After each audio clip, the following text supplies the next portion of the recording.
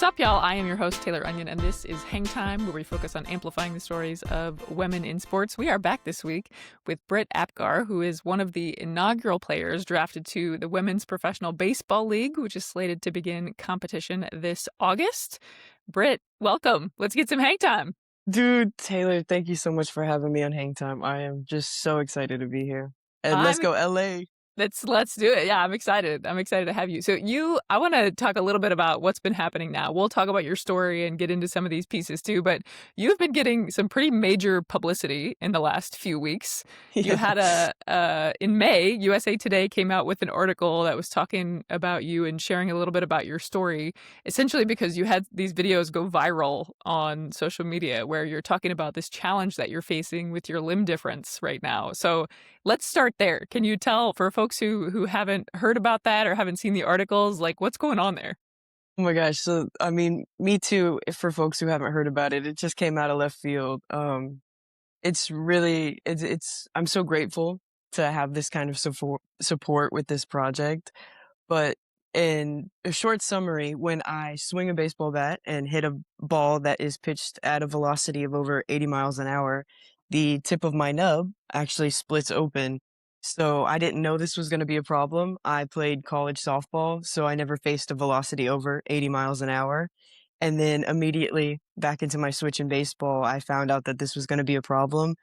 And I knew that I couldn't play every single weekend if I split my nub in the first weekend of the season. So yeah, I took to social media, asked for some great ideas, and was met with even better ideas than I could even think of myself. Right. And you had the hashtag protect the nub. I like which I love. It's amazing. So rolls off the tongue. Have you gotten solutions? Have people been able to help? Like, where are you at on it right now? Yeah, so this is my first time being a social media influencer, so I'm so bad at updating. But basically, we have a prototype that I've been trying to try out. There is a foam that's called non-Newtonian foam. It's basically like oobleck, but in foam form. So it's really cool. And we put it on the inside of a split, me and my guy Jeff in New York. And so now I just got to find somebody who can throw over 80 miles an hour, who won't necessarily hit me in the head, so I can actually try out my prototype. But the other breakthrough that we've had is the Hospital of Special Surgery up in New York. They are willing to make me a prosthetic. And I'm working with this man. Oh, he's so great. His name is Scott. His at is Carpenter Trade, and he has made gloves for MLB players and kids with limb differences so that they can just play baseball. So I'm hoping that I can get Scott and then the hospital to collab, and like I'll have a prototype cooler that two-handed people will be jealous, They'll be like, oh man, her nub looks so cool and it's so protected. So that's the goal with this. That is absolutely amazing. I mean, simply, yeah, like putting your story out there and just the traction that it's really gained. I have to ask, right? Right. So you mentioned the foam is like oobleck? Yes, so yes. For the layperson, what is oobleck? So it is a material that is like soft and moldable when it's like not being impacted by anything, but as soon as it makes contact with a force, it hardens up immediately, and then it'll go back to being like soft and durable again. So it's really cool. It's really comfortable. I haven't had any problems with rubbing, so I'm really just looking to try it out on some high velocity, and that is the next step to prototype Mark 1 of the nub, if you will. Okay. And you're actively recruiting the pitcher who can throw over 80 miles an hour. I think I might have to post another social media video and see if I can recruit somebody through that, because it worked so well the first time. Yeah, I feel like you could probably find somebody. Listen, I'm hoping. My friends can throw hard. It's just accurately is a different story. Yes. Yeah, that is of the utmost importance, I feel like, here. So you touched on this a little bit and talked about, playing college softball, but you switched back to baseball. And so I read in your bio that you actually started playing baseball as soon as you could walk. Yes. So what got you into baseball to begin with? And then maybe why did you switch to softball and then now you're making the move back? As a kid, I just like to romanticize everything. And my dad and my brother would play catch out in the backyard. And I heard the pop of the glove and it just drew me into the game. I knew I wanted to play it, like hearing that.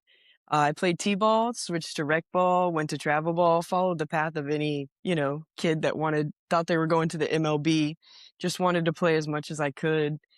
And when we moved up to a city called Greensboro, and it was I was around 14, and I tried out for my high school baseball team, and I ended up getting cut.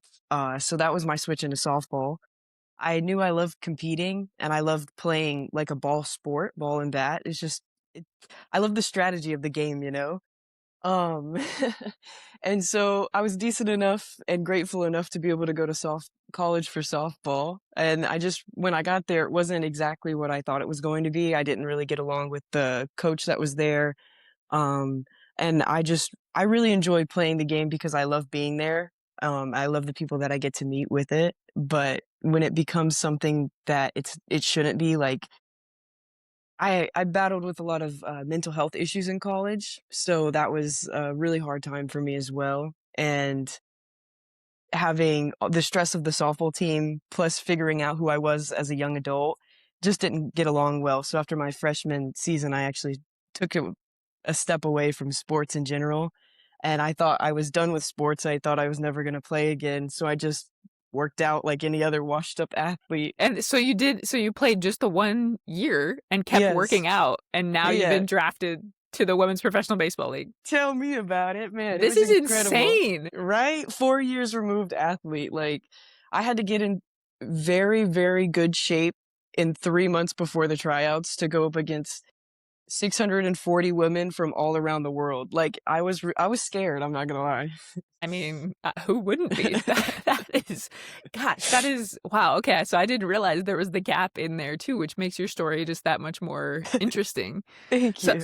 I want to know, having played both baseball and softball, like what are Mhm. some of the differences between the two sports? What are some of there are some obvious similarities, but maybe even more than what people are aware of. What would you I'm say? so Similarities glad and you asked differences? this. Yes. So the biggest thing to me, what broke my heart the most about switching sports was I couldn't steal the bases the way I wanted to in baseball. Like, to me, base stealing is what makes baseball baseball. It's how you throw the rhythm of the game off, how you throw the pitcher off. Like, if the pitcher is in control of the entire rhythm of the game, how do you mess that up if you can only steal when the ball leaves the circle?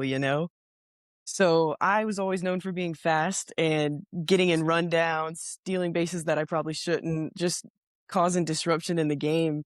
So when I switched to softball, it really broke my heart to like have so many rules intact about stealing.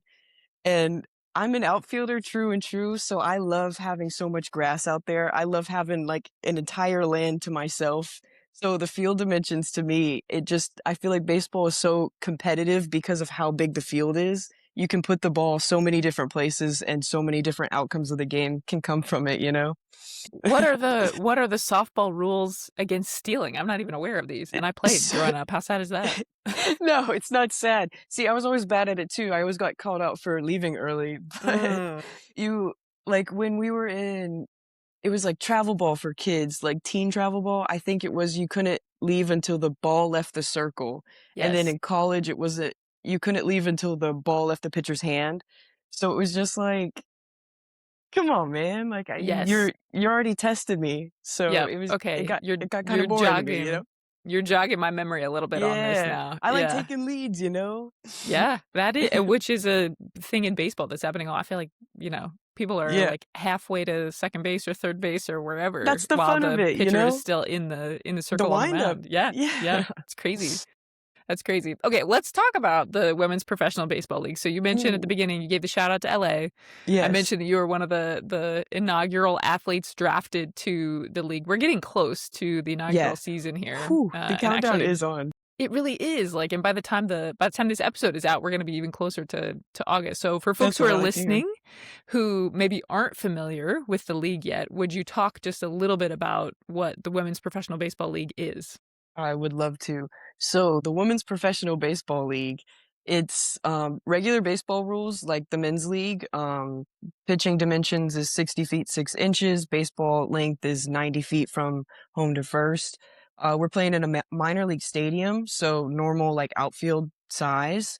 We're playing 7 innings instead of 9, but other than that, like all the rules are the same. It's to honestly, people who get bored of watching baseball, this game is for you too. Like, this is a way to appeal to people who don't really like watching an entirety of a baseball game. We're trying to make fans out of even people who don't like baseball, right? Like this sport's for everybody. Absolutely. You've got some big names too who have Oh been gosh, yeah. drafted. Like, even if you don't follow women's baseball specifically, or even if you don't follow baseball, I don't know how, like, for me, Kelsey Whitmore, who has been playing for the Savannah Bananas, Monet Yes. Davis, who was the Thank you. pitcher on the Little League team, the boys' Little League team years ago. So again, Trailblazers. yes, like some big, big names. And there are four inaugural teams. So Boston, New York, LA, which you were drafted to, and Yes, then there we San go. Francisco. You will be not playing in those cities, at least for this first year. You'll all be playing at that minor league stadium that you mentioned in Springfield, Illinois, which, fun fact, is just an hour and a half outside of St. Louis. So I'm hoping to make it up there for some of the games. But would you share a little bit about how the teams work? Like, why the cities if you're all going to be central for this first year? Yeah, so the thought behind it is we are wanting to branch out to these cities. This first season is more so a test to make sure that it is time for women's baseball, which we know it is, to test the waters and to get the city's support behind us. We might not be able to see the people and represent them yet, like in that city, but we want them to know that we represent them on the field. Like I'm bringing the championship back to LA. Monet Davis, Ashton Lansdale. LA is stacked, and I'm just so excited to bring it for the city. I love that. I love that. What was it like to go through the draft process of this first year? Nail biting. I yeah, oof. I never thought as a woman I'd be able to hear my name be called in a draft order. As a kid, I thought that was a dream only for little boys, and it broke my heart to know that I would never have that. And flash forward to 2026, I'm sitting down in my best friend's apartment surrounded by all of my loved ones, my parents, my girlfriend, everybody who supported me to get me through and to this draft, to this moment. And then it's just everybody's like hanging on with anticipation, hanging on to every word that CJ called. And 55th comes around and they say Brittany Apgar, and everybody shared my exact excitement because of how much they all supported me to get to this moment. It wasn't me just me who got drafted. It was everybody who pushed me here. It was unspeakable. It was so beautiful. Did you find that a lot of your teammates who have been drafted had similar experiences when they heard their names called?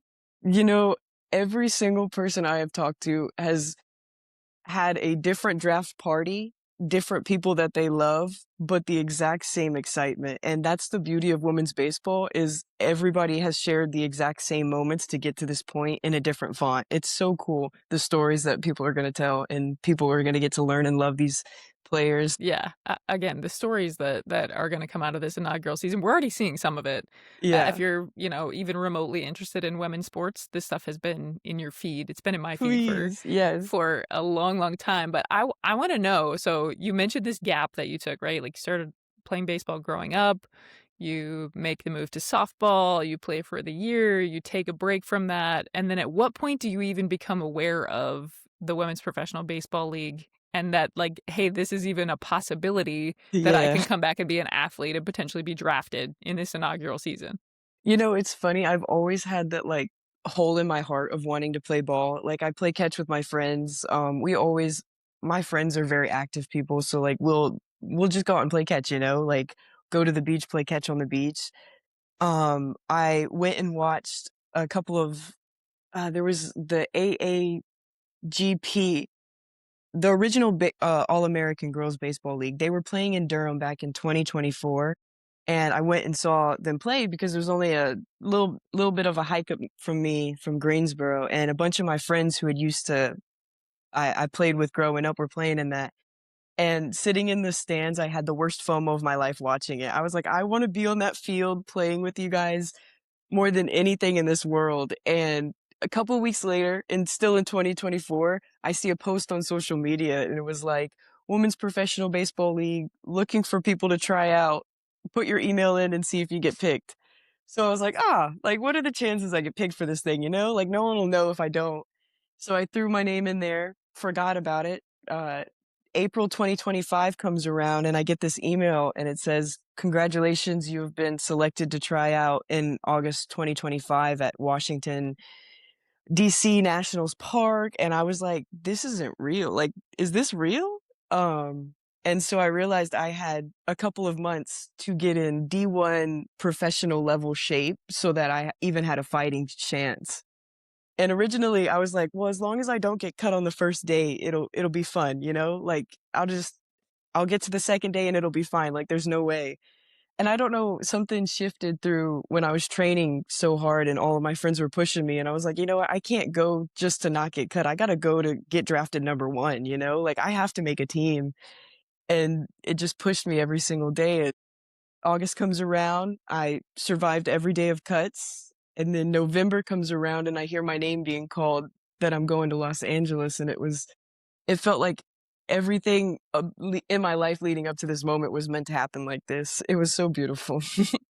What was the well, 2 questions here. So I wanna know, did you build your own workouts to get back in this shape? So you Yeah. just were, like, putting stuff together based on your own knowledge? Yes and no. So my best friend, his name is Zay. He is a college wrestler, and I was like, "There's no better person in shape than a wrestler." Like they're down to their fingertips. They're conditioned. You know, they have the most extreme diet, the most extreme discipline, and every part of their body is conditioned. So he would train me in the weight room. So like, just he would make me cry some nights, pushing me past my limits, and I needed that. I would run with my friends during my lunch break. My dad would throw to me after he would work in the factory all day, get off of work, and then still throw batting practice until the sun went down after I got off too. And then go to the gym, work out, wake up, run, go to work, take a lunch break, run, play catch, throw, hit, anything I could. And my training process was just do the things that made me the most uncomfortable. So when I get to tryouts, nothing could make me uncomfortable. And I just needed to keep pushing and pushing. Obviously that paid off. Like, Amen. what was the tryout process? You mentioned it was multiple days, like, multiple rounds Yes. of tryouts and potential cuts and whatever. Like, what was that like? You're just running through drills all day, or what was it? My best description is like if you've ever seen The Hunger Games, it felt exactly No. like that. People were dropping out every day, and it was so sad watching them go because, like, people have dreamed their whole life for something they didn't even know was possible, and they got to come and try out. And even though they were, like, sad leaving, they still got to be a part of it, and we were all still friends at the end of the day, and but we get there, I had one of the first groups to go, so on the first day, it was a lot of technical skills like timing first to home or home to first, sorry, watching your throwing motion, hitting, just the normal stuff to get a, like, feel for the players. They made cuts based off of that, and then the second day, it was more so teamwork drills, and then we did a mini scrimmage, and then the third day was actually on Nationals Field when we hosted a 4-team scrimmage, and that was really intense. I had to bat against Kelsey Whitmore, and she did strike me out. She struck me Yes. out real good. I can't even be Hopefully mad. I was, like, honored. I was like, "Thank you." hopefully you can get some revenge there, Oh, in yeah. August, right? Now I'm you're already I know what I need to work on now, you know? That's You can right. only strike me out so many times. That's right. You've been exposed to it now. Yeah. For August, for this inaugural season, what are you most excited about? God, is it cliche to say playing baseball? I never thought I was gonna be able to do that again, and I get to play an entire summer of baseball, summer vacation as an adult. Like, I'm 22 years old, and I get to say I'm going on summer vacation to play baseball with some of my best friends from childhood and people I haven't met yet. Like, are you kidding me? This is gonna be incredible. I just get to play baseball again. I'm so honored to be here. I love it. The enthusiasm is palpable right Thank now, you. and it's making me wish I'm like, is there any other, like, can some of these other leagues host, like, an open tryout? How many of us Please. can, you know? Seriously, yeah. I would have tried out for hockey. I can't ice skate, but I would have been there. I'm the way, even just if it doesn't, even if you don't get drafted to the team, I feel like just being able to go and, like, Yeah, put your say you skill, did that. people, right, people say that all the time, like, the Olympics need to have, like, a A normal regular, person running yeah, too. Yes, because yes, I wanna see the right, 100-yard dash, please. same. I would volunteer to be that normal person. I would Please, try to someone, whoever's listening to this right now, take notes. Invest in this. Yeah, it's like a reverse Olympics festival where you have mostly regular people who maybe were athletic at some time in their life. Taylor, And LA 2028, put you in it. It's listen, coming. my friends, which I don't know if my friends listen or not, but if they are, they're laughing right now because every time the Olympics rolls around, I'm like, what event could I possibly qualify for still? And you didn't do breakdancing last time? No, it was late to the game. I didn't know it was till it was I'm happening. disappointed. You know what? Me too, though. That makes Maybe two of there's us. an in. Maybe there's an in there. Or the rifle guy, that was impressive as well. Yo, listen, one hand does not matter. That's what he proved, and me too. Yep. I love him. I think I would need some supersonic glasses to help me with that, but Gosh, I'd feel like I wear glasses too. I'd feel like Velma. They'd just get knocked off. yes, and then you can't see anything. Yeah. All right, as we wrap up here, I want to know if you could get some hang time with any woman in sports, who would it be and why? You know what? Since we were speaking of the Olympics, Alyssa Leo, the figure skater, Yeah. she has a similar story where she got pushed out of her sport because it got too competitive. She didn't enjoy it. And then when she came back because she loved it, she just wanted to see what she was capable of. She showed the entire world what she was capable of. Yes. Like, I don't know. I think her story is so cool. And I was looking her up earlier, and I found out she has the same birthday as me. So, Alyssa Leo, if you're Wow. watching this, August 8th, we're birthday twins, girl. That's amazing. I got to see her live perform at the U.S. Figure Skating Championships. They were here in St. Louis in January, so pre-Olympics. That is got incredible. To see all of the Blade Angels just before they had officially qualified for the Winter You need to Games this flex year. when you do that because that's a huge flex. I mean, it was great to see, right? Like, Yeah. and her performance was great, but I think a lot of people, and even heading into the games, like all eyes were kind of on Amber Glenn, and so Yeah, Amber Glenn was incredible too. Oh my God. yes, they all are. amazing. Yes. But to your Yes. point, Alyssa's story, like the retirement, at 13 or 16 or whatever it was, Yeah. and then to come back and win gold, just Yeah. because she like it. You know, I was thinking remarkable. about that as I was trying out. I just was like, it's the world has such a funny way of working out like that. If you're really passionate and you're true-hearted about something, it'll work out. It really will. Yeah, you just got to keep at it. Amen. Amen, sister. I love it. All right, where can listeners get involved? Where can they support? Where can they help out with hashtag Protect the Nub? Where can they do all the things? If you're interested in women's baseball, follow the WPBL on Instagram. And if you're interested in Protect the Nub or Britt, I'm a little funny sometimes, I swear. Britt Apgar on Instagram, TikTok, you name it, I'm there. Google me sometimes. It's cool. I like that. Google me sometime. I'm gonna start using that as a sign off. Google me. All right. Well, Britt, thank you so much for taking the time to join me today. This has been a lot of fun. Thank you so much, Taylor. It was so much fun. Can't wait to see you again with Alyssa. All right, listeners, we will see you back in a couple of weeks. Until then, you can follow along at HangTimeP0D across socials or check us out, hangtimep0d.com. We'll see you next time.